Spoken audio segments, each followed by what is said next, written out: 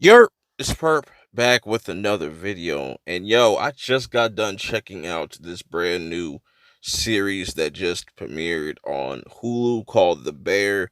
And this was starring Jeremy Allen White. If you're not familiar with that name, he played Lip on Shameless. And man, that was one of my favorite parts of Shameless is just Lip and just what he brought to that character. But it's a shame that Shameless, no pun intended, ended the way that it did. Didn't really, they kind of underutilized his talent, and that's what really caught my eye about this. So watching this is like about 8 episodes long. You really get to see him flesh out his acting chops. That he's definitely one of the doper actors that are out right now. You know what I'm saying? And seeing him starring in his own show is really dope. And he has a really dope cast to surround him. The actor that plays Richie, he's probably my favorite out of this whole entire season, to be honest. And then it would be Sydney. I'm drawing a blank on their names, but you know what I'm saying? This has a really dope cast, and there are some surprises that I didn't expect as far as specific people that pop up in this series. So Jeremy Allen White is playing this character named Carmen, and he is pretty much really into the fine art, really into culinary, like just you know, the chef, the chef Ramsay type of culinary. He's really strict. You know what I'm saying? He comes from that background of he was the top chef at like one of the best restaurants in the world or in the country or something like that. I think it might have been the world, but that all comes to a halt as his twin brother ends up committing suicide, which leaves him to handle his brother's restaurant, which is a completely different atmosphere from what he's used to. So him pretty much trying to fix the issues with his brother's place, because his brother's place is like struggling financially, even getting like certain supplies and food and stuff, and it's really tough, and you really see him trying to bring his kind of style or what he's learned from being in these types of environments and bringing that to this restaurant to kind of shape and mold something different to kind of help the restaurant strive and stuff. And it's really dope to kind of see that journey and to see how it affects other people.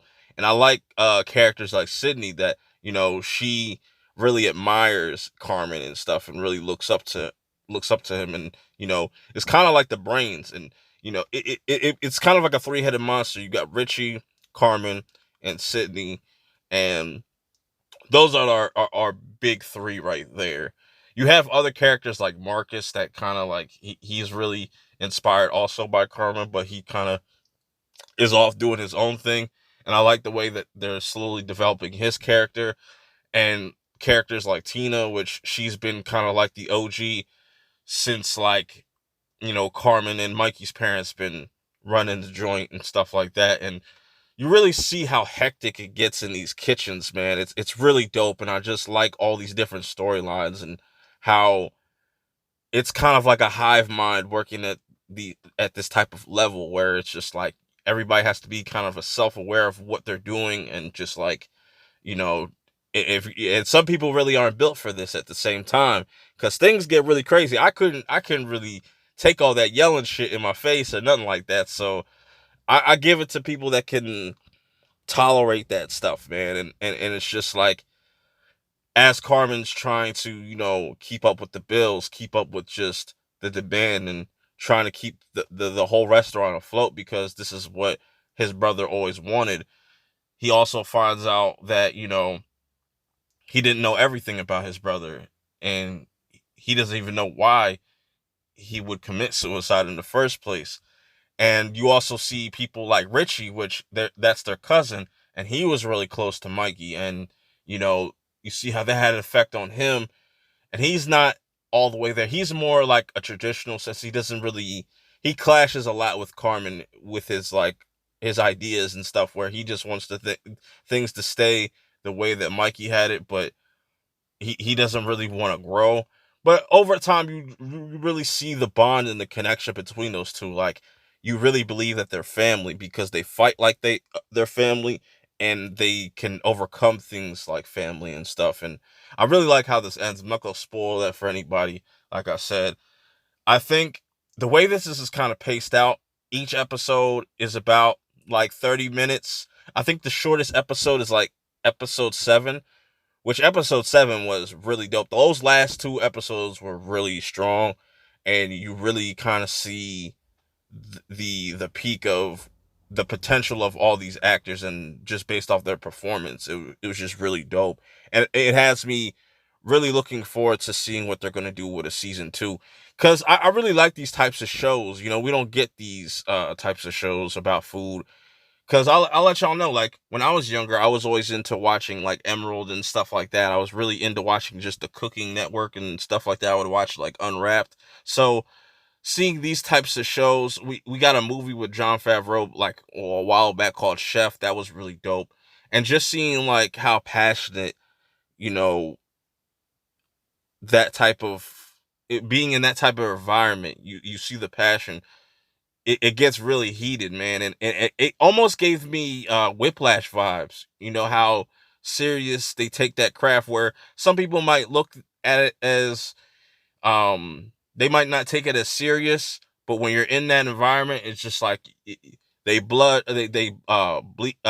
sweat and tears with all this shit. They put all the blood, sweat, and tears into just uh crafting the best type of food and having it the highest quality. So it's really dope. It's a really um simple and easy show to watch if you plan on binge watching this show.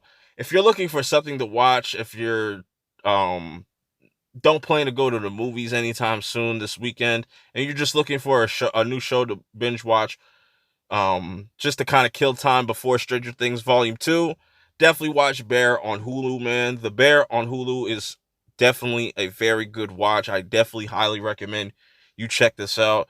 It has dope performances all the way through. The pacing is really well done. It's well shot. It's very bright and very vibrant, and it really captures that, like, Chicago type of vibe. It's really dope, man.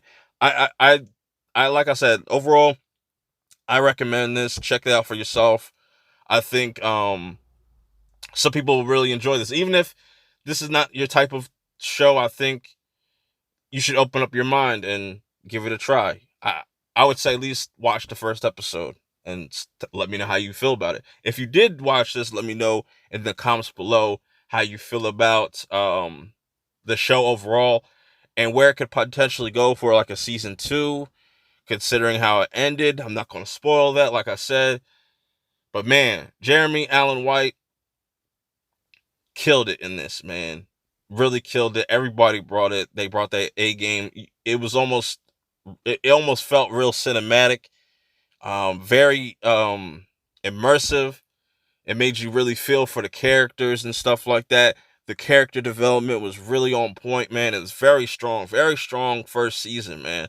I'm looking forward to what they got coming next. But yeah, that's just my first impressions and just my quick thoughts about the whole entire show, or just the first season in general. Let me know how you feel about it. Like I said, if you've checked it out. If you haven't, I'll put a trailer in the description so you can go check it out for yourself. If you got Hulu, yeah, man, definitely hop on this. Till next time, I will see y'all in the next one. Peace.